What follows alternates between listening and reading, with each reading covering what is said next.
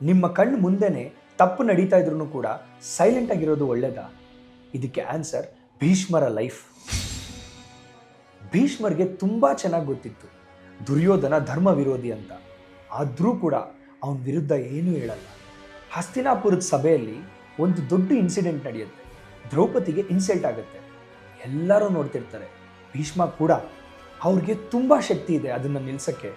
But ಅವ್ರು ತುಂಬ ಸೈಲೆಂಟಾಗಿ ಕೂತಿರ್ತಾರೆ. ಫೈನಲಿ ಕುರುಕ್ಷೇತ್ರ ಅನ್ನೋ ಒಂದು ಯುದ್ಧ ಶುರುವಾಗುತ್ತೆ. ಯುದ್ಧ ಭೂಮಿಯಲ್ಲಿ ಭೀಷ್ಮರನ್ನ ಸೋಲ್ಸೋ ಅಂಥವ್ರು ಯಾರೂ ಇರಲಿಲ್ಲ. ಫೈನಲಿ ಒಂದು ಪ್ಲ್ಯಾನ್ ಆಗುತ್ತೆ. ಅರ್ಜುನ ಹಾಗೂ ಶಿಖಂಡಿ ಇದನ್ನು ನೋಡಿದ ಭೀಷ್ಮರು ಯುದ್ಧನೇ ಮಾಡಲ್ಲ. ಅರ್ಜುನ ಹಾಗೂ ಶಿಖಂಡಿ ಬಿಟ್ಟಿದ್ದ ಎಲ್ಲ ಬಾಣಗಳು ಹಾಸಿಗೆಯಾಗಿ ಪರಿವರ್ತನೆ ಆಗುತ್ತೆ. ಭೀಷ್ಮರು ಇಮಿಡಿಯೇಟಾಗಿ ಸಾಯಲ್ಲ. ಯಾಕಂದರೆ ಅವರು ಇಚ್ಛಾಮರಣಿ. ಅವರು ವೆಯ್ಟ್ ಮಾಡ್ತಾರೆ ಅವ್ರ ಅಂತ್ಯಕ್ಕೆ ರೈಟ್ ಟೈಮ್ ಬರೋವರೆಗೂ. ಭೀಷ್ಮರು ತಪ್ಪು ಮಾಡಿದ್ರ ಅಥವಾ ಒಳ್ಳೇದು ಮಾಡಿದ್ರ ಅವ್ರ ಲೈಫೇ ಹೇಳುತ್ತೆ.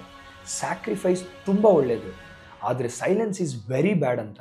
ನನ್ನ ಈ ಮಹಾಭಾರತದ ನೆಕ್ಸ್ಟ್ ಎಪಿಸೋಡಲ್ಲಿ ದುರ್ಯೋಧನನ ಜನ್ಮ ಚರಿತ್ರೆ ಬಗ್ಗೆ ಮಾತಾಡೋಣ.